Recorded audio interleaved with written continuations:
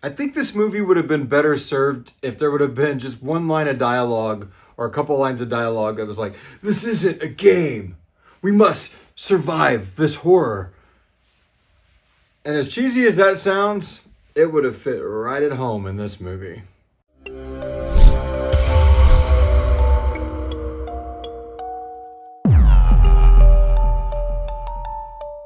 Directed by David F. Sandberg, and the writers behind some of the Annabelle movies, and a cast full of people I've never seen before, with performances so memorable I probably won't remember when I see them again. Stuff like that doesn't make it the actor's fault. These guys were not really bringing home the fact that I should be upset they're being killed over and over again. I got straight up bored by it. The premise of the film: a bunch of friends are in a car.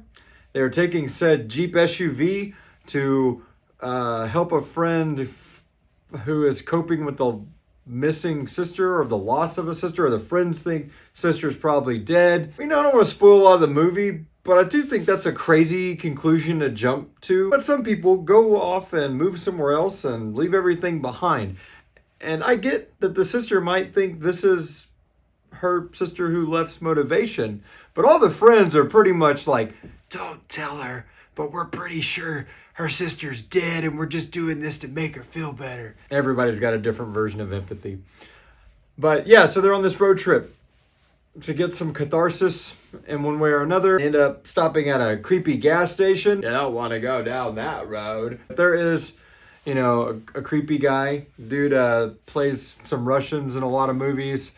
Can't remember his name off the top of my head. He played, I think, Chernobyl in the American God show. He's definitely just collecting a paycheck in this movie. Not working very hard. Doesn't really need to. Not really in the movie that much. He tells them, a lot of people go to this place. I can't even remember the name of the place. I'm guessing you're realizing right now, as you're watching this, I've never played Until Dawn. I get the concept of it. It's Groundhog Day, the game, but it's not Groundhog Day, because in this movie, they specifically say, like that one movie? No, not that movie. What, are you talking about Happy Death Day? No. Are you talking about... Listen, people got to survive a bunch of times of being killed over and over again to figure a way out of it. You've seen a movie like this before. But I was hoping with the PlayStation Properties thing, it maybe be a little different. A lot of people seem to like this game. After watching this movie, it did not have the Minecraft effect on me. So I watched the Minecraft movie, never played Minecraft in my life, and I've played a lot of it since with my kid, and I've been very much enjoying it. This movie did not make me leave the theater and think, I really want to play Until Dawn. It made me think, I don't need to play this game. If I guess I would have watched the Resident Evil movies and never played a Resident Evil game, I might think, I don't need to play these games. And I feel bad, so maybe Until Dawn is a good game. Put in the comments, what do you like? What's your favorite survivor horror game? Or do you like Until Dawn? And convince me, because I like playing games. But the motivation behind this scenario of repeating or surviving until dawn, and each time you get killed, it resets a new night or whatever, isn't super fleshed out. And even if it was, I don't think I would care. I don't think that would have saved the movie. It just wasn't that interesting. And there's no super MacGuffin they're chasing, which is nice. There's no Skybeam, because it's not a superhero movie. It's about that deep. I don't really care about really anything going on in this film. I was bored shitless. I saw the runtime and thought, great, this movie won't overstay its welcome. There's going to probably be no fat on this film. It's going to get right to the point, like a Scream or some other slasher movie. And I was constantly like, God, I wish this was just some artsy short film. And even though the characters are cheesy and forgettable, it is really funny how close they are friends. I don't think it's a super spoiler to say that these people are beyond friends. What I mean by that, not in a romantic way. I mean someone in the writer's room went, make sure you emphasize friendship in this movie. Okay, everybody? You are friends.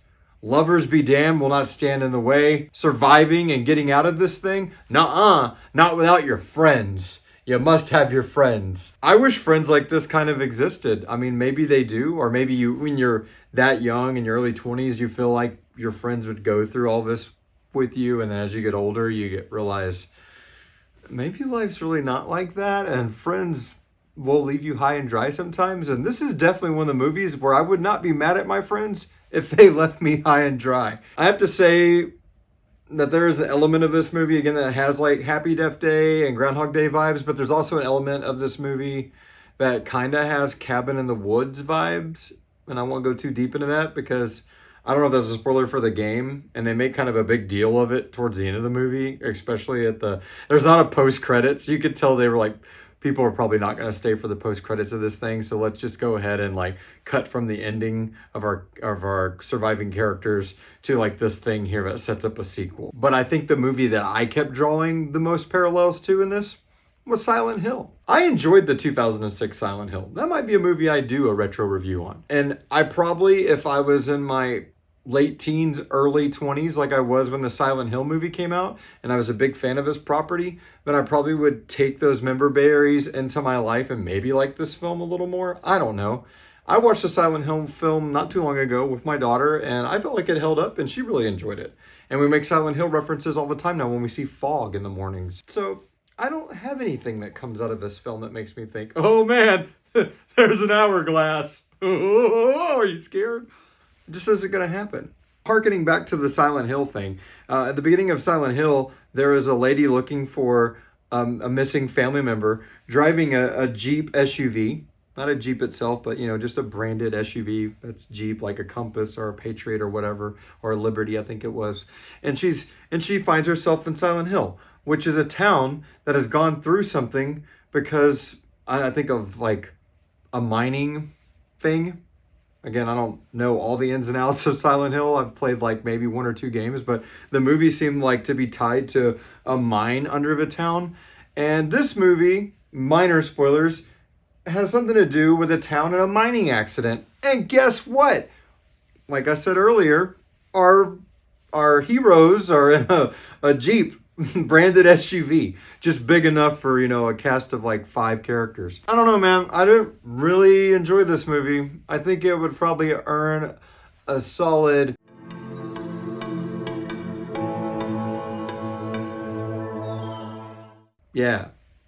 until D. Not the Vampire Hunter. There was another movie about surviving until the break of day that came out this year. A little movie called Sinners. A movie I cared enough to have green screen behind me on. And I would definitely go see Sinners again over watching this movie. Again, I don't mind video game adaptation movies. I don't expect them to be great, but I'm not like devastated when they're not. I didn't mind the Uncharted movie. I've really enjoyed The Last of Us. So I thought, oh, hey, maybe... I really liked Gran Turismo.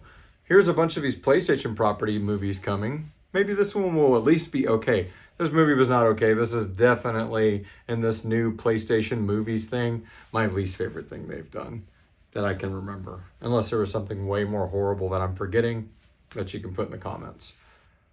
But yeah, so this is the room when there's not a green screen for now. I'm working on maybe another scenario, but we'll see as it goes on.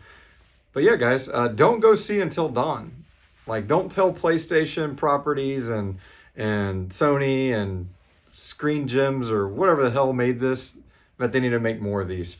I saw a trailer for I Know What You Did Last Summer, and that trailer for that movie coming felt more interesting than this, and that trailer is cheesy as all fucking get out. I think I just expected more out of this film than a wannabe Scream, a wannabe Final Destination, a wannabe good horror movie. Not saying that all of those are good horror movies, but they have some good ones in their franchises, so maybe they will make a sequel. And maybe until Dual Dawn comes out and rocks our worlds, we're just going to say that the first movie in this franchise fucking sucks. I did really think about doing like a bunch of different cuts of like me saying something and trying it again and saying something and then trying it again and then writing my name down each time I did it. But damn, this thing just didn't even warrant doing that much work. All right, that's it. Woo!